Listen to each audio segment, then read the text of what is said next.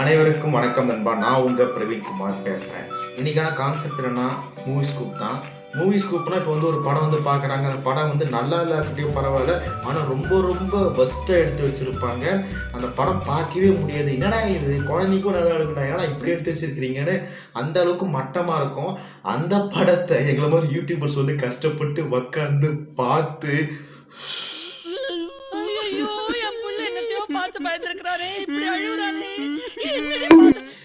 Okay அப்படிப்பட்ட படத்தை பார்க்கறதுக்கு எங்களுக்கு ஒரு தனி அவார்டே கொடுக்கலாம். அதான் அவார்டா நீங்க இருக்கிறீங்களே. ரொம்ப புரியாது. ஓகே அந்த மாதிரி படத்தை பார்த்துட்டு மூவி ரோஸ்ட் பண்ணுவோம். ஆனா அதாவது இந்த படத்தை நான் மூவி ரோஸ்ட் பண்றதுக்கு காரணம் என்னன்னா, ஷார்ட்ஸ் பார்த்துட்டு இருக்கும்போது ஷார்ட்ஸ்ல ஒரு வீடியோ பார்த்தேன். எனக்கா ஒன்று செய்வியாடா? இன்ட்ரெஸ்டிங். அந்த வீடியோ பார்த்த உடனே என்னடா இது இவ்வளவு கண்ட்ரைவியா எடுத்து வச்சுக்கிறாங்க. முதல்ல இது என்ன படம்னு செக் பண்ணி பார்த்தேன். அப்புறமா தான் இது என்ன படம்னு தெரிஞ்சுது. அதுக்கப்புறம் முழு படத்தையும் நான் பார்த்தேன். இந்த முழு படத்தையும் பார்த்த அப்புறம் சரி மூவி ரோஸ்ட் பண்ணலான்னு நான் போகும்போது நம்மளுக்கு முன்னாடி ஏகப்பட்ட பேர் மூவி ரோஸ்ட் பண்ணி வச்சிருக்கிறாங்க. இந்த படம் ரிலீஸ் ஆகும்போது நிறைய பேர் நல்ல வரத்து எடுத்து இருக்கிறாங்க. இருந்தாலும் மூவி ரோஸ்ட் பண்றது நம் கடமை. சரி ஆரம்பிக்கலாமா? ஆரம்பிக்கலாம்.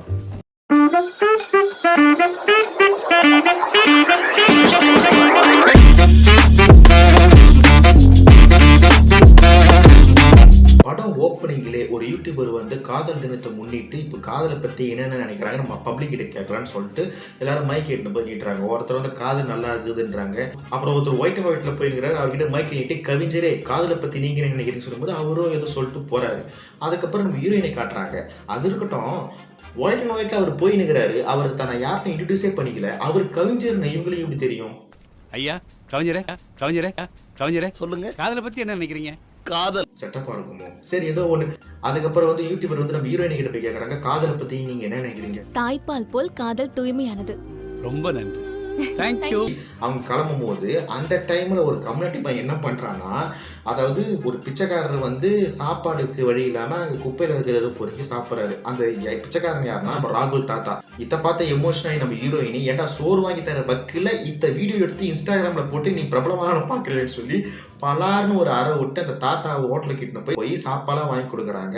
அதுக்கப்புறம் தாத்தா சொல்றாரு, என் பசி நீ போக்கிட்ட தாயி, என்ன மாதிரி எத்தனையோ பிச்சைக்காரர் இருக்கிறாங்க, அவங்க பசிதான் யார் போக்குறது அப்படின்னு சொல்லும்போது அந்த டைம்ல நம்ம ஹீரோயினுக்கு ஒரு ஐடியா வருது. அது என்ன ஐடியானா, அதாவது ஹீரோயினை வீட்டுக்கு வெளியே ஒரு ஃப்ரிட்ஜை வைக்கிறாங்க. அதாவது அந்த ஃப்ரிட்ஜ் எதுக்கு வைக்கிறாங்கன்னா, இப்போ நம்ம வீட்டில் சமைக்கிறோம், சமைச்சு முடிச்சிட்டோன்னு இந்த மீந்து போன சாப்பாட்டுலாம் மறுநாள் வைக்கிறோம், அது கெட்டு போயிடுது. அதே மறுநாள் வைக்கிறீங்க, இந்த ஃப்ரிட்ஜில் எடுத்து வச்சிங்கன்னா இல்லாதவங்க சாப்பிடுவாங்க அப்படின்னு சொல்லிட்டு ஒரு ஸ்கீம் மாதிரி ஹீரோயின் ஒரு ஐடியா பண்றாங்க.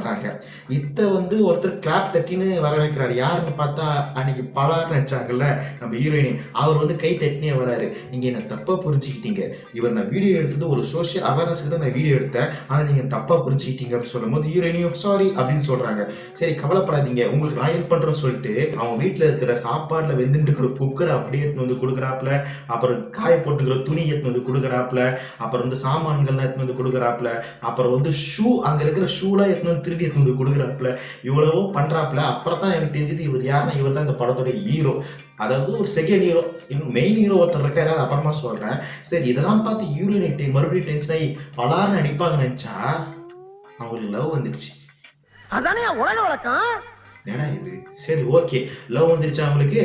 அப்புறம் இவங்க லவ் பண்றதுக்கு காட்டணும்ல, அதுக்கு ஒரு சாங் மாதிரி வைக்கிறாங்க.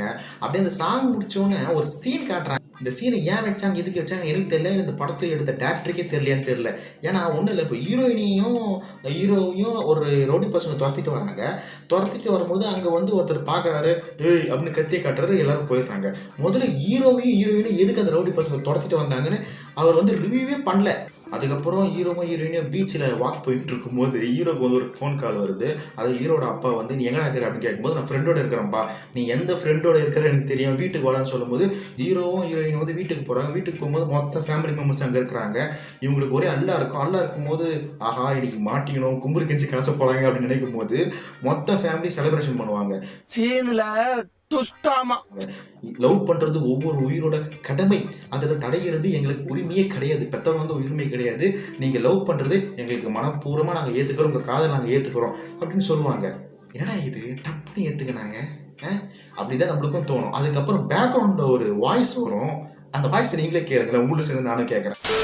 காதல்னா அன்பு, புரட்சி, புடலங்கான்னு சொல்லிட்டு தெரிவானுங்க. ஆனா அதை வச்சு அண்ணாச்சி கடையில 5 ரூபாய் துணி சோப்பு கூட வாங்க முடியாது. என்னடா அப்படி சொல்றேன்னு பாக்குறீங்களா? அப்புறம் எப்படி இந்த காதல் ஜெயிச்சதுன்னு கேக்குறீங்களா?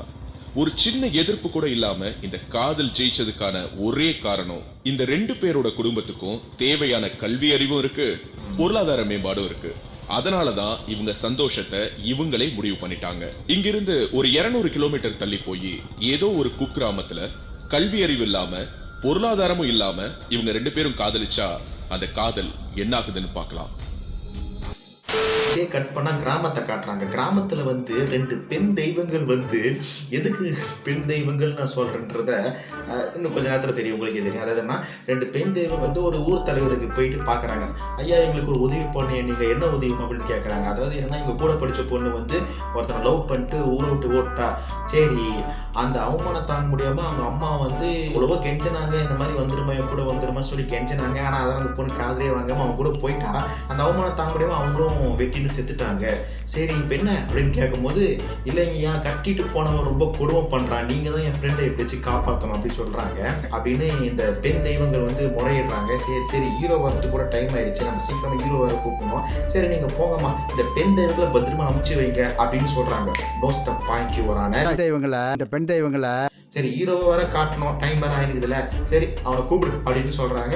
நம்ம ஹீரோவை காட்டுறாங்க. சரி அதுக்கப்புறம் புசுக்கு புசுக்கு புசுக்குன்னு போலீஸ் அப்படி பயங்கரமா போயினே இருக்கு. போலீஸ் ஏன் போகுது எதுக்கு போகுதுன்னே தெரியல. பையன் வந்து கோலி விளையாடிட்டு இருக்கான். போலீஸ் வந்து கார் மேல ஆறு அடிக்குது, அந்த பையன் நகரவே மாட்டேங்கிறான். திமுறை ஏஞ்சி அப்படின்னு சொல்லிட்டு போயின்னுக்கிறான். போலீஸே பார்த்து மிரட்டுறான்ப்பா.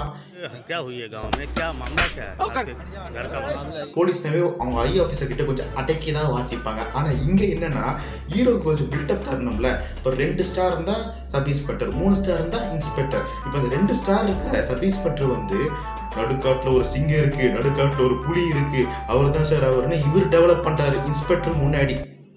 எப்படி இந்த மாதிரி சீன்லாம் வைக்கிறீங்க? பெரிய மனுஷன் அப்படித்தான். போ போ கட் பண்ணா ஹீரோ வந்து அப்படியே ஜீப்ல பறந்துன்னு வராரு. ஜீப்ல பறந்துன்னு போய் அந்த பொண்ணு ஃபைட்லாம் பண்ணி கூண்டு வந்துடுறாரு. அதுக்கப்புறம் அந்த போலீஸ் ஏன் வந்துச்சு எதுக்கு வந்துச்சுன்னே காட்டல. அதான் சீன் முடிஞ்சிச்சே, அதான் ஹீரோக்கான பில்டப் சீன் முடிஞ்சிச்சுல. இதுக்கப்புறம் போலீஸ் எதுக்கு? உணர்ச்சிகரமா எடுக்கணும்னு நினைச்ச சீனு காமெடியா போன ஒரு காட்சி நிறைய பேர் ஓட்டி இருக்கிறாங்க. அப்படி இருந்தாலும் நம்மளும் பண்ணோம்ல. ஒருத்தர் வராப்புல வந்துட்டு, எப்படி இருக்கீங்க மாமா, நல்லா இருக்கீங்க மாமா கேட்கும் போது, ஏய் நீ அவன் பையன் தானே? ஆமா மாமா அவங்க பையன் தான். என்ன மறந்துட்டீங்களா மாமா, நீங்க தானே கவர்மெண்ட் வேலைலாம் வாங்கி கொடுத்தீங்க அப்படின்னு சொல்றாப்புல. சொல்லி முடிச்சுட்டு உடனே, நல்லா கேளுங்க நண்பா, நல்ல பழகின ஃப்ரெண்டா இருந்தாலும் ஒரு 10,000 ரூபாய் ஒரு 8,000 ரூபாய் அவங்க கிட்ட கேட்கும் போது நம்மளுக்கு ஒரு மாதிரி கூச்சமா இருக்கும். நான் தான் ஃப்ரெண்டா இருந்தாலும் காசு விஷயம் ஒரு மாதிரி கூச்சமா இருக்கும். அப்படி இருந்தோம் என்ன மறந்துட்டீங்களா மாமா அப்படின்னு சொல்றாப்புல.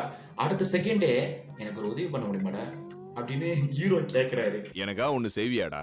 இப்போ நம்மள வந்து ஓகே பண்றேன் என்ன அப்படின்னு சொல்லுவோம். இவர் வந்து தன்னோட விசுவாசத்தை காட்டணும்ல. தப்ப ஓடி போய் கத்தி எடுத்து கழுத்துல வச்சுக்கிட்டு அறுத்துக்கிட்டோமா பையன், என்ன டீம் என்ன மேட்ச்னே தெரியாம பைத்தியம் டேரே கீழே போறான் அப்படின்னு சொல்லிட்டு அவர் விசுவாசத்தை காட்டுறதுக்காக இந்த சீனை வச்சிருக்காங்க.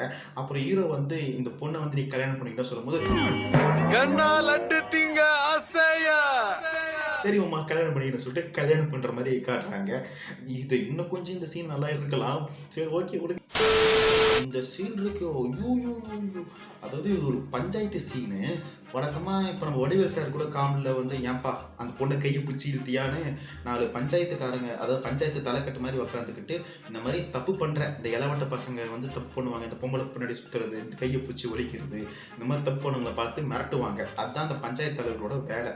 இப்போ என்னன்னா அப்படியே உல்டா பண்ணலாம். அதாவது என்னன்னா, இந்த கையை பிடிச்சி ஒழிக்கிறவன், இந்த பொண்ணை யூடிசிங் பண்ணுறவன், அவங்கெல்லாம் பஞ்சாயத்து தலைவராக இருந்தா எப்படி இருக்கும்? என்ன சொல்ற? அதுதான் இங்க சீனாவே வச்சிருக்கிறாங்க. அதுல அந்த ஊரோட மக்களோட மைண்ட் செட் பார்க்கலாம். அதாவது என்னன்னா, என் தலைவரை எதுக்குதான் தடை போடுறீங்க, இந்த பொம்பளைங்களாம் வந்து அவங்க அமைப்பே தெரிய மாட்டேங்குது, நைட்டி போட்டு மறைச்சிடுறாங்க, அந்த நைட்டி அவங்க போடக்கூடாதுன்னு ஒரு தடையை போடுங்க தலைவர்னு சொல்றான். தலைவரை எதுக்கோ தடை போடுறீங்க, நம்ம ஊர் பொம்பளைங்க நைட்டி போட்டுக்கிட்டு அலையுதுங்க, அதுக்கு ஒரு தீர்ப்பு சொல்லி தடை பண்ணக்கூடாது, ஒரு அமைப்பே மறந்து போயிட்டீங்க. சரி இவனுக்கு தான் இப்படி இருக்கிறாங்க, தலைவனாச்சு பொறுப்பா இருக்கணும்ல, அதை நாட்டாம என்ன பண்றான்னு கொஞ்சம் பாருங்களேன். 45 ஏக்கர் நிலம், 4 மோட்டார் செட்டு, நாட்டார வேற இருக்கேன். நம்ம கிட்ட மாட்ட மாட்டேன்றா. என் கொல்லியை போக்கித்து கொட்டுற கணேசன் கிட்ட அப்படி என்னத்தை தான் கண்டாலோ. நாட்டாமியாடா இவன் நாட்டாமியா இல்லை பஞ்சாயத்தாடா இதெல்லாம் பஞ்சாயத்தா? பஞ்சாயத்து கிடையாது. இப்போ இவனுங்கெல்லாம் வந்து இப்போ வந்து பஞ்சாயத்து பண்ண போறாங்க. அதுதான் முக்கியமான சீன். அதாவது இந்த உத்தமர்கள்லாம் சேர்ந்து ஒரு பஞ்சாயத்து பண்ண போறாங்க. வந்து ஒரு விவசாயி வந்து அவனோட பயிருக்கு வந்து மருந்தடிக்க போறாப்புல. அவர் வந்து அவர் கடமையை செய்யற போறாப்புல. இங்க இருக்கிற பஞ்சாயத்து கோஷ்டி என்ன பண்ணுது? எங்கடா போற? பயிருக்கு மருந்தடிக்க போறாங்க. ஏன்டா உனக்கு மட்டும் பயிர் இருக்கா? நாங்க இங்க மயிர் பிடிக்கிட்டு இருக்கிறோம் அப்படின்னு அவங்க சொல்றாங்க. பஞ்சாயத்து கூட இருக்கு, வாடா. இல்ல நாட்டார, கதிர் வர மாதிரி இருக்கு பயிர், அதான் மருந்தடிக்க போயிட்டு இருக்கேன். ஏண்டா நீ மட்டும் தான் பயிர் வைக்கிறியா? நாங்களாம் மயிரா வைக்கிறோம். அதாவது இவங்க பஞ்சாயத்து பண்ணுங்கிறாங்களாம். இவனுங்க பண்ணிட்டு இருக்குது யூடிசிங். அந்த யூடிசிங்ல ஒரு வேலைக்கு போற ஒரு விவசாயியை கூப்பிட்டு மரியாதை நீ யூடிசிங்ல சேர்ந்துரு அப்படின்னு வம்படிக்கா பிடிச்சி உட்கார வைக்கிறாங்க. சரி, ஓகே. என்னன்னா நான் சொன்ன பார்த்தீங்களா, நான் வந்து இந்த மூவி ரோஸ்ட் பண்ணுறதுக்காக நான் இதை ஸ்டார்ட்டே பண்ணல. ஒரு வீடியோ ஷார்ட்ஸில் பார்த்தேன். இதை பார்த்தோம் தான் இது என்ன படம்னு முதல்ல பார்த்தேன். அதுக்கப்புறம் தான் அந்த படத்தை வந்து மூவி ரோஸ்ட் பண்ணோம் அப்படின்னு நான் முடிவு பண்ணினேன். அந்த சீனை இப்போ வரப்போகுது. அதாவது என்னன்னா, சீனை வாயில் கூட எனக்கு சொல்ல வரல, அவ்வளோ அருவருக்கத்தக்கா இருக்கு. இந்த சீனை எப்படி அந்த டேரக்டர் யோசிச்சு இந்த சீனை வச்சாங்கன்னு எனக்கு நம்பவே முடியல. அந்த மாதிரி சீனை எடுத்து வச்சிருக்கிறாங்க. இதை நீங்களே பாருங்க. என்னடா பஞ்சாயத்தை கூட்டிட்டு ஆளாளுக்கு சிரிச்சுக்கிட்டு இருக்க? என்ன பொண்ணை பத்தவன்? ஆட்டக்காரரு சந்தைக்கு மாடு பிடிக்க போயிருக்காரு. மாடு பிடிக்க போயிருக்கேன், ஆடு பிடிக்க போயிருக்கான். முதல்ல ஒரு ஆளை விட்டு கூட்டி வர சொல்லுங்கடா. என்ன பண்ற? நித்ரா நித்ரா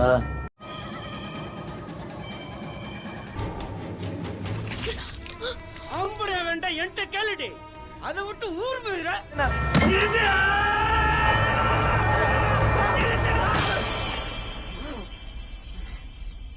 சீனை 80s 90s கூட எடுத்திருக்க மாட்டாங்க, ஆனா இப்ப எடுத்திருக்கிறாங்க. இதுல அந்த கிழமை இருக்கான் பார்த்தீங்களா, அந்த கேடு கெட்ட அந்த கிழமை அந்த பொண்ணுக்கு வந்து அப்பனும் கிடையாது, சித்தப்பனும் கிடையாது, சொந்தக்காரனும் கிடையாது, பந்தக்காரனும் கிடையாது, அந்த ஊருக்காரன். அவன் இந்த வேலையை பார்க்கறான். வெயிட் ஆரம்பத்துல இவர் என்ன சொன்னாரு? இந்த பெண் தெய்வங்களை பத்திரமா வீட்டுல ஒண்டி விட்டுற சொல்லுப்பா. இவர் என்ன சொன்னாரு? ஏய், பொண்ணுங்கள சாமி மாதிரி கையெடுத்து கும்பிடணும். இதுல எதிரா உண்மை? யோ பேசு, பேசியா, பேசுறா, பேசுறா. அந்த நாதாரி மறுபடியும் பஞ்சாயத்துல வந்து உக்காந்துக்குது. அப்புறம் தான் எதுக்காக இந்த பொண்ணை எல்லாரும் இவரை சித்திரவதை பண்றாங்கன்னு ரிவ்யூவே பண்றாங்க. அதாவதுன்னா இந்த பொண்ணு வந்து ஒருத்தனை லவ் பண்ணிருக்கு. அதாவது அந்த லவ் பண்றவங்க வந்து கொஞ்சம் லோ கேஸ்ட் மாதிரி காட்டியிருக்கிறாங்க. இவங்க 2 பேர் வந்து சிட்டில இருந்தாங்க பார்த்தீங்கன்னா, அதே ஹீரோ ஹீரோயினையும் இங்கேயும் போட்டுக்கிறாங்க. அதாவது என்னன்னா, இவங்க வந்து வேற கேஸ்டே லவ் பண்ணிருக்கிறாங்க. இவங்க லவ் பண்ணிட்டு இருக்கும்போது இந்த விஷயத்த வந்து அந்த பொண்ணோட ஊர்க்காரங்க பார்த்துட்டு அடிக்க, அந்த பொண்ணையும் அடிக்க தருமடி விழுந்துருக்கு. அப்புறம் இந்த பொண்ணு என்ன பண்றாங்கன்னா, ஊருக்குள்ள கொண்டு வராங்க மாட்டு வண்டியில போட்டு. இப்போதான் நீங்க ரொம்ப இம்பார்ட்டன்டான விஷயம். அதாவது இந்த கிழவு மட்டும் இல்ல, இந்த ஊரே இப்படிதான் இருக்கு. அந்த மாதிரி டைரக்டர் அவர்கள் காட்டியிருக்கிறாங்க. அதாவது என்னன்னா, அந்த பொண்ணவே ஏற்கனவே அடிச்சு மாட்டு வண்டியில போட்டுன்னு வராங்க. அந்த பொண்ணை வந்து அங்கங்க காயத்தோட போயிட்டு இருக்கு. இப்போ வந்து அந்த ஊர் மக்கள் கேட்குறாங்க, என்னப்பா ஆச்சுன்னு கேட்கும்போது, இந்த மாதிரி வந்து வேற ஒருத்தர் சாதிக்கார பையனை வந்து லவ் பண்ணிட்டு இருக்கான்னு சொல்லும்போது, அந்த ஊர் மக்கள் என்ன பண்றாங்கன்னா, என்ன திபுருன்னு சொல்லிட்டு அந்த பொண்ணை அடிப்பட்டு படுத்து கிடக்குது. அந்த பொண்ணை இழுத்து எல்லாரும் அடிக்கிறாங்க. அந்த ஊர் மக்களே சேர்ந்து அடிக்கிறாங்க அந்த பொண்ணை.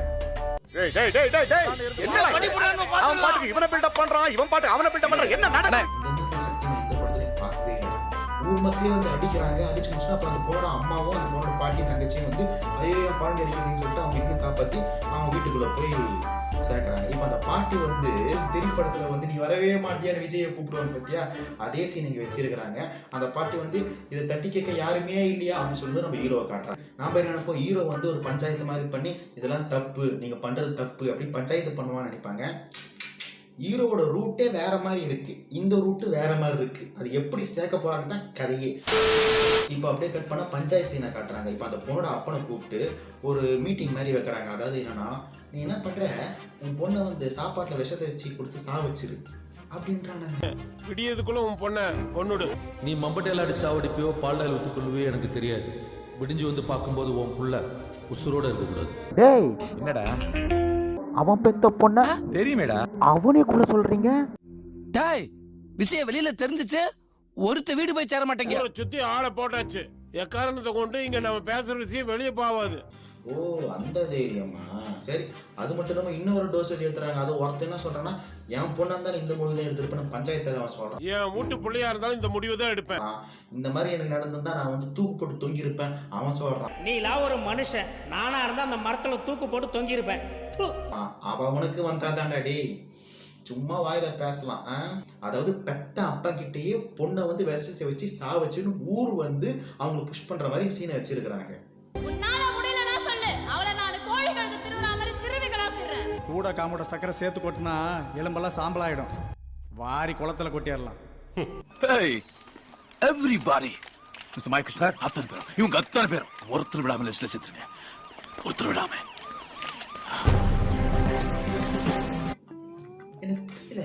எனக்கு புரியல அந்த பொண்ணு லவ் பண்ணுதுன்னா அந்த பொண்ணோட குடும்பமோ இல்லை இந்த பையனோட குடும்பமோ பேசி முடிவெடுக்கிறது வழக்கமாக எல்லா படத்துலையும் காட்டி நான் பார்த்துருக்குறேன். இது என்னடா ஊர் தலையிட்டு கொண்டுடு என்ன மாதிரி கான்செப்டா இது? இப்போ அப்படியே கட் பண்ணா அப்பங்காரனும் அந்த போன அண்ணாங்காரனும் வீட்டுக்குள்ள வராங்க. வீட்டுக்குள்ள வந்துட்டு என்னடா இப்படி சொல்றாங்க, நம்ம பிள்ளைய வந்து விசிச்சு வச்சு சாவடிக்க சொல்றாங்க. அப்பங்காரன் அப்படி சாஞ்சிருக்கிறான்.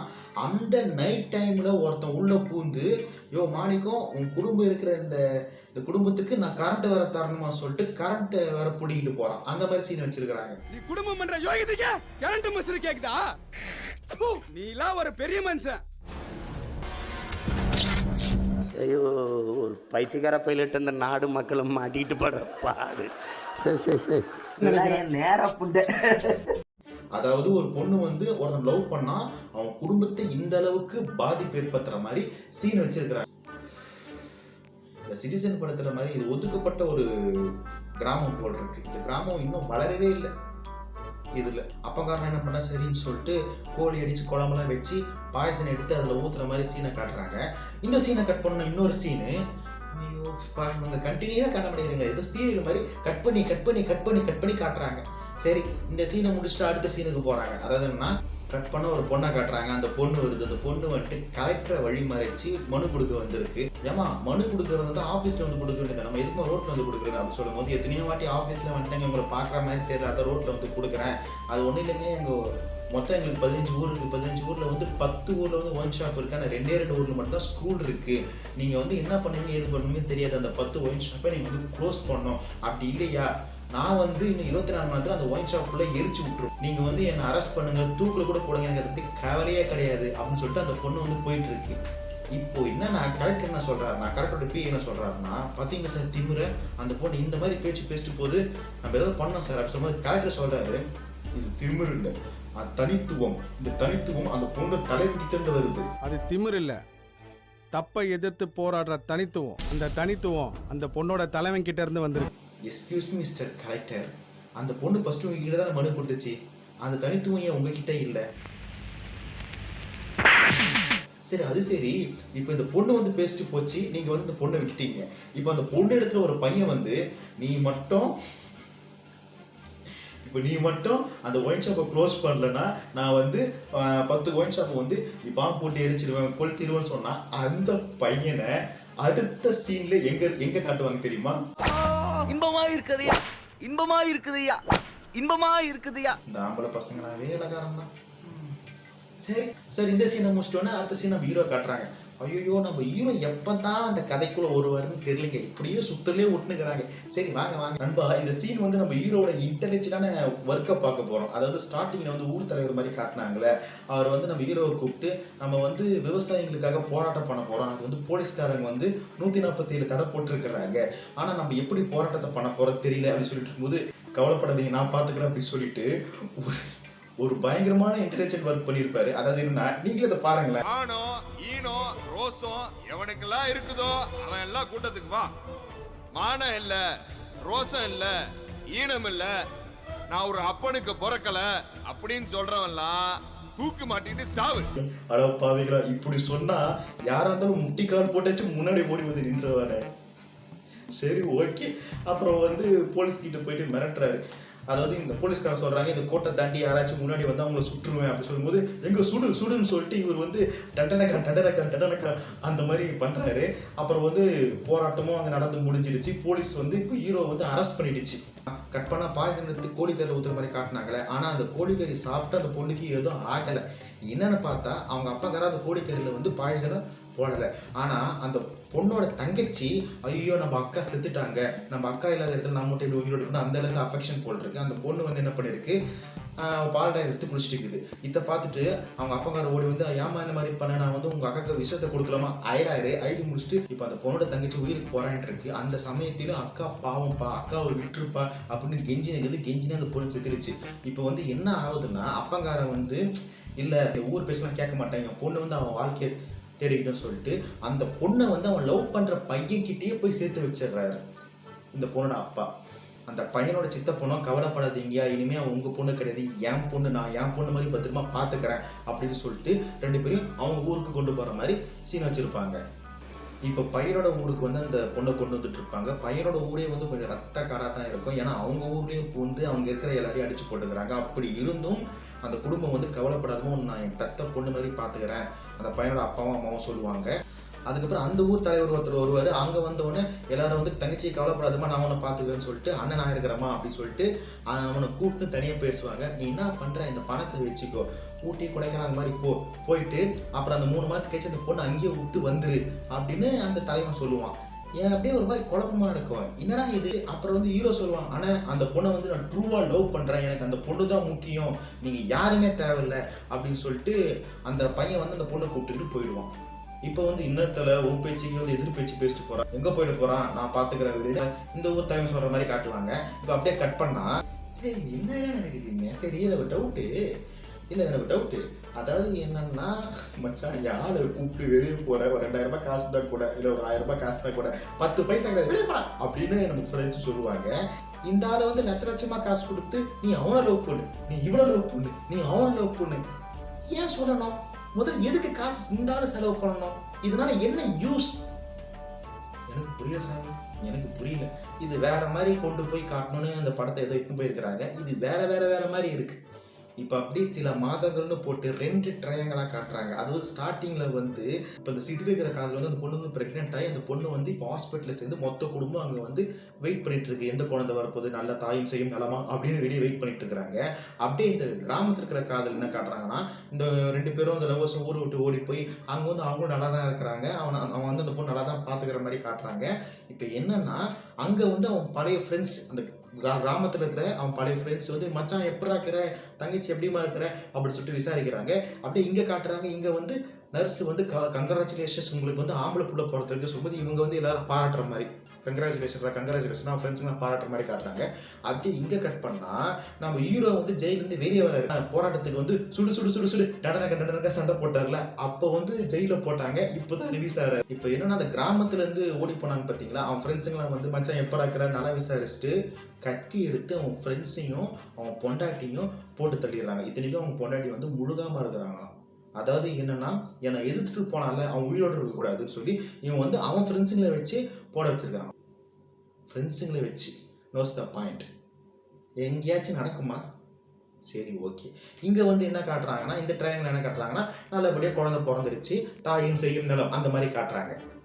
இப்போதான்ப்பா ஹீரோவே கதைக்குள்ளே வராரு. அதாவது இப்போதான் இந்த கிராமத்து கதைக்குள்ளே வராரு ஹீரோ. இதுக்கு மேலே வந்து என்ன பிரயோஜனம், வராமல் இருந்து என்ன பிரயோஜனம்? சரி இப்போ என்னன்னா அந்த பொண்ணோட அப்பனும் அந்த பொண்ணோட அண்ணனும் ஹீரோ காலில் வந்து உயிராங்க. இந்த மாதிரி வந்து என் பொண்ணை வந்து கட்டி கொடுத்தேன் தம்பி, அவங்க கூட நல்லா பார்த்துக்கிட்டான், ஆனால் வந்து என் பொண்ணை வந்து இந்த மாதிரி சாவச்சிட்டாங்க, என் மாப்பிள்ளை இந்த மாதிரி சாவச்சிட்டாங்கன்னு சொல்லிட்டு அவன் காலில் வந்து உயிரான். காலில் விழுந்து உயிரோன்னு இப்போ வந்து ஹீரோ வந்து கோயிலுக்கு போய் ஒரு பூஜையை போட்டு கத்தி எடுத்துட்டு இதுக்கான காரணம் எல்லாம் வெட்டிடுறாரு. வெட்டிட்டு ரிலீஸ் ஆனாரு. இன்னைக்கு தான் ரிலீஸ் ஆனாரு, இன்னைக்கே போய் ஜெயிலில் போய் சரண்டர் ஆகிட்டாரு. படத்தை அப்படியே முடிக்கிறாங்க.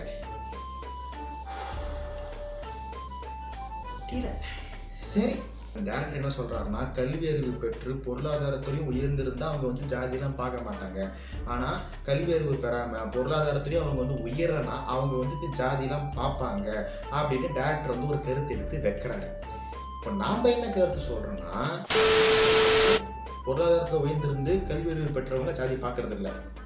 அப்போ எதுக்குப்பா ஊருக்கு ஒரு மேட்ரிமோனி ஓப்பன் பண்ணி இந்த மேட்ரிமோனியில் இந்த கேஸ்ட்டு, அந்த மேட்ரிமோனியில் அந்த கேஸ்ட்டு, இந்த மேட்ரிமோனியில் இந்த கேஸ்ட்டு, இது கொண்டு வந்தவனே படிச்சிருந்தானப்பா. அந்த மேட்ரிமோனியில் போயிட்டு எங்கே நம்ம ஆளுங்களா இருக்கிறாங்களா தேடுறவன படிச்சவதானப்பா. அப்போ அவங்களாம் வந்து கல்வி அறிவு பெறலையா? அவங்களாம் வந்து பொருளாதாரத்தில் உயர்ந்து இல்லையா? நிறைய கிராமத்துல இருந்து ஜாதி மதம்லாம் பார்க்காம அண்ணத்தம்பிலாம் வாழ்ந்துட்டு தான் இருக்கிறாங்க. அங்கேயும் ஜாதி மதம் பார்க்கலையே. இப்போ வந்து உயர்ந்த சாதியில மட்டும் கல்யாணம் பண்ணா அவங்க வெட்டுறாங்க அப்படிலாம் கிடையாது. பிற்படுத்தப்பட்ட சமுதாயத்திலும் காதல் பண்ணா வெட்டுறாங்க. நான் ஏதோ பொட்டாம்புரியா அடிச்சு உள்ள நண்பா, நீங்களே நியூஸை பார்த்துருவாங்க. மீண்டும் ஒரு ஆணவ கொலை நம்ம தமிழ்நாட்டில் நடந்திருக்கு. உடனே இந்த ஆண்ட பரம்பரை கோஷ்டினை பண்ணிட்டாங்க நீங்க நினைக்க வேணாம். பட்டியலின சமுதாயத்தை சேர்ந்தவங்க பண்ணியிருக்காங்க இந்த சாதி வெறி கொலை. இதுல இருந்து நான் எல்லாருக்கும் ஒரு விஷயத்தை தெரியப்படுத்த விரும்புறேன். எல்லா சாதியிலையுமே இந்த மாதிரி சாதி வெறி பிடிச்ச வெண்ணையாண்டியை இருக்கத்தான் செய்யறாங்க. அது பிசிஓ, எம்பிசிஓ, எஸ்சிஓ எதுவா வேணா இருக்கட்டும். முகமது ஆசிக் அப்படின்ற ஒருத்தர் ஒரு பட்டியலின சமுதாயத்தை சேர்ந்த ஒரு பொண்ணை லவ் பண்ணாரு. தர்மபுரியில ஒரு 20 நாளைக்கு முன்னாடி தொப்பி வாப்பா கடைன்னு ஒரு கடையை ஓபன் பண்றாங்க. அதுல வேலை செய்யறாரு. கொல்லப்பட்ட நபர் முகமது ஆசிக் லவ் பண்ண பொண்ணோட அண்ணன். இவர்கிட்ட பேசணும்னு சொல்லி அந்த ஹோட்டலுக்கு நண்பர்களோட வந்து இவரை வெட்டியும் அடிச்சும் கொண்டு. பிசியில உள்ளவன் கொலை பண்ணா மட்டும் கொலை கிடையாது, எஸ்சியில உள்ளவன் பண்ணாலும் கொலைதான். முதல்ல அந்த மண்டையில உள்ள ஜாதின்ற அழுக்க கீழே இறக்கி வைங்கடா. ஒன்னே ஒன்று மட்டும் தெரிஞ்சுக்கங்க, எல்லா சமூகத்திலையும் சாதி வெறியர்களும் இருக்கிறாங்க, எல்லா சமூகத்திலையும் சாதி வேண்டான்னு சொல்றவங்களும் இருக்கிறாங்க. இப்போ நம்மளோட தனிப்பட்ட கருத்து எதுனா, எதுக்கு இந்த சாதியெல்லாம் எதுக்கு? ஏதோ ஆதி காலத்தில் கொண்டு வந்தது இப்போ வரைக்கும் பிடிச்சி தொங்கிட்டு இருக்காங்க. தயவு செஞ்சு மனுஷங்களா பார்ப்போம், மனுஷங்களா சேர்ந்து வாழ்வோம். அவ்வளோதான் நான் சொல்றது. நன்றி.